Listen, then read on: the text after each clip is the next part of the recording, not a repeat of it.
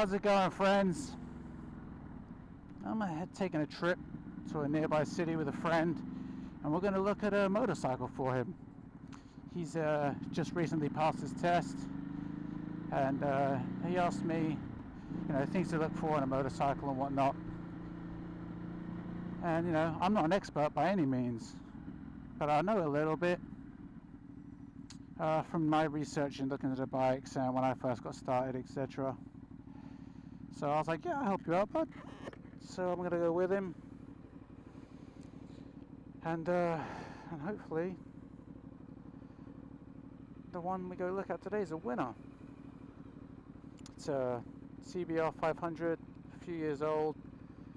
It's got 12,500 miles, which is quite a lot, but it's a Honda. We all know about Honda reliability, and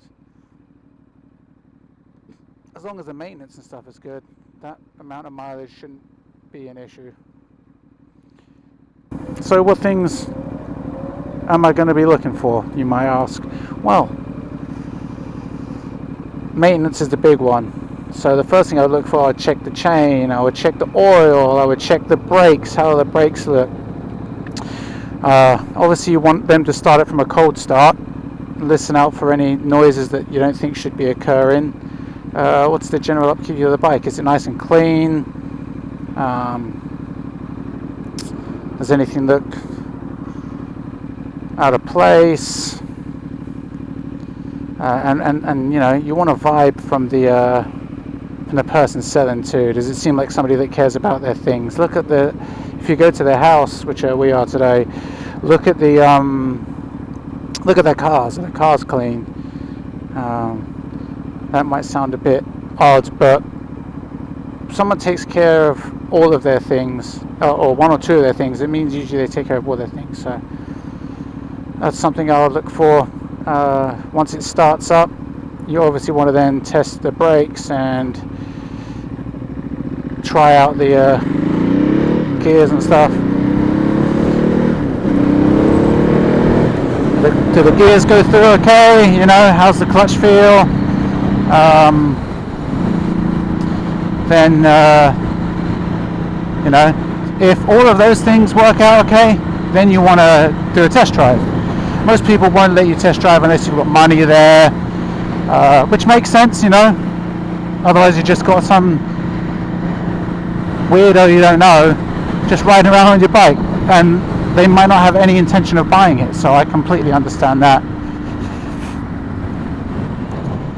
So once you go on a test drive, again, go through all the gears, check the brakes. How does it feel? Is there any rattles or shakes or anything like that? Look at her holding her phone up. It's funny, we've got speakerphones in every phone, but when people use a speakerphone, they hold their phone in their hand.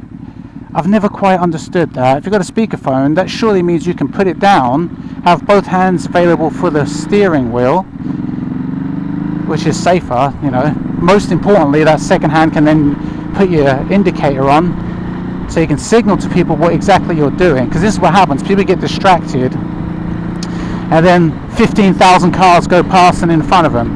And it's incredibly annoying when you're not even doing the speed limit because somebody's distracted.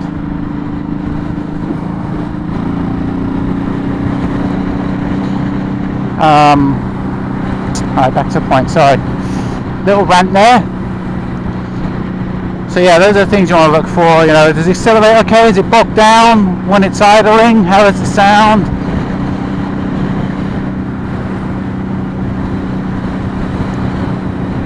You're not going to obviously be able to get a chance to hit like top speed or anything like that. Hopefully you get to go through 6 gears if there is 6 gears, or at least get up to 5th. If you get on a road like this, you should be able to get in 6th on most bikes. It's a 500, so you should definitely be able to get into 6th as long as you get on a street that's 45 miles per hour speed limit. What else? That's about it, really. And that's going to tell you the most about it, obviously.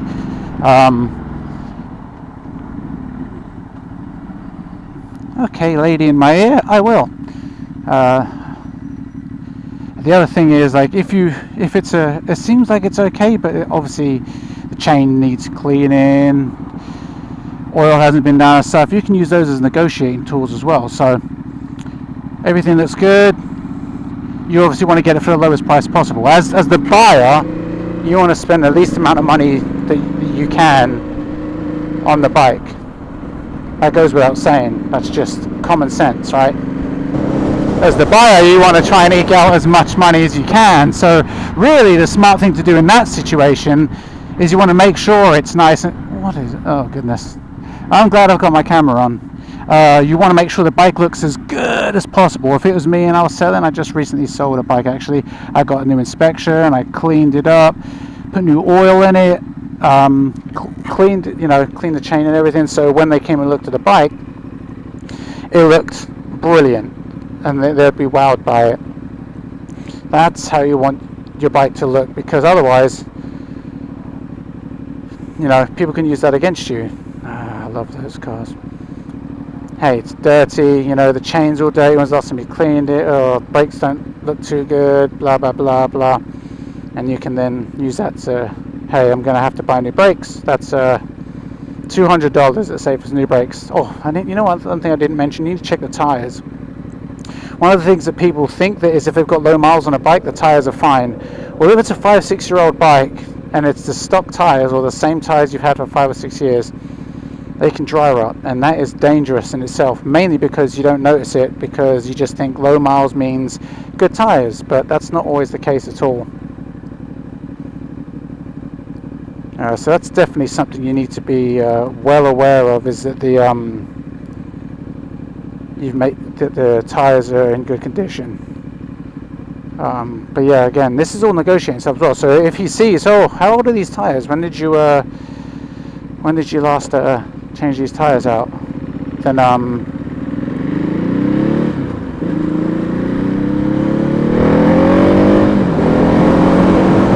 you can use that to maybe bring down the price a bunch. Tyres for bikes aren't that expensive. A couple hundred will get you a good pair of tyres, 2 of them. But again, you don't want to ride around on 5, 6, 7 year old tyres. Absolutely not. You want to have newer tyres. A couple years old isn't bad.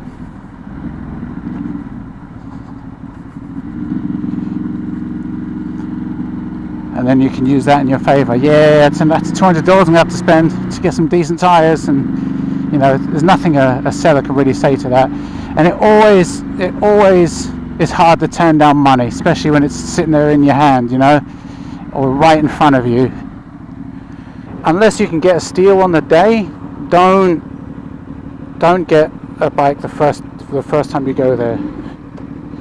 You want to visit a couple times, you know what I mean? You want to return, because bikes are pretty hard to sell, and there's the thing about, especially springtime, there's so many bikes for sale on the Craigslist, offer up on those places. Plenty of bikes available, so holding off with someone and saying, there's a couple more bikes I want to look at, even if there isn't, is always a good idea, because then that $500 less than you were asking looks awfully good, when it goes another 2 or 3 days and they've had no more bites. So that's more things to think about. A lot of people sell their bikes during the spring because they know that it's a better chance of selling. Bikes very hard to sell during the winter, but you can get some absolute bargains during the winter because people want the space in their garage or whatever else, and they just want to get rid. So you can usually get some good deals. Little tips there for you. And it's same with dealerships too. Most of the offers the dealership offers will be in the months either when they're changing from the old year to the new year, which is how I got a good deal on this bike. My Hypermotard was because I bought a 17 in 2018. I was able to get a great deal on it because Ducati were doing and they rarely do good deals because Ducati sell, to be honest. Look how beautiful they are. But yeah, it's another tip, is buy your bikes during that change of year, especially if you want to buy new. And then there's another question that comes up: should I buy new? He was asking me that as well. My buddy was saying, hey, these are the bikes I'm looking at. Should I get something new? Should I get something old? You know, how big should I get it? Buy used your first bike. You can get what you want still, but buy used. Make sure you have a budget. And the first thing I said to him was, do you have gear? Buy gear first before you commit to buying a bike. Make sure you got a good helmet on, you got a good jacket, gloves, and he already has all that stuff. And he actually bought it before he did his bike tests, so he would have it for it, which is good. That's good. It's very smart of him.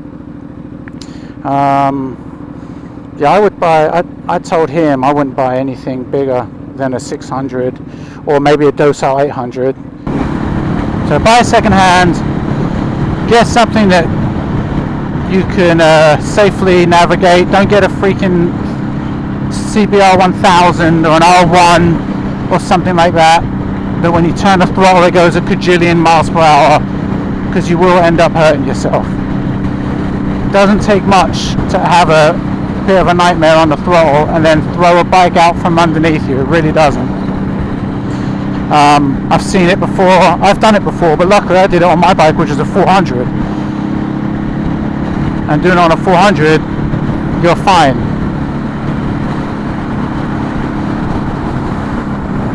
Because when you pull the throttle all the way back, nothing happens. And that's why you do it, because you're going to probably lay it down. You might have an accident, hopefully not, but you'll at least lay it down either from just accidentally dropping it in a parking lot or sliding out underneath you or something. You know, these things happen. And if you did it on a brand new $15,000 bike, it's going to devastate you. Not only that, it's going to cost an arm and a leg to get it fixed. And I would even suggest, like, let's say you're into sport bikes. That's the other thing. He was looking at cruisers. I think cruisers look great. It's not my style though. And I was showing him other bikes, and he looked at my bikes, and he sat on my bikes, and I said, most importantly, you know, what's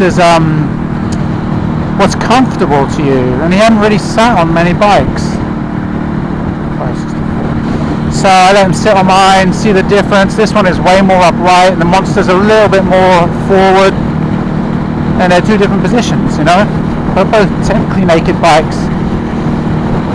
He did his test on like a little cruiser where the footrest and the pegs and stuff and the controls were out in front of him.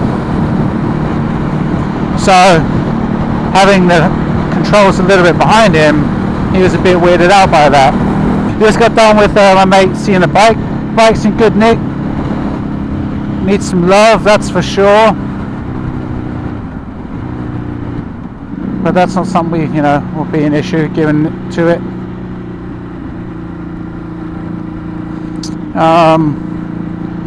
He took it round, got it into fourth gear just around the car park, which is good.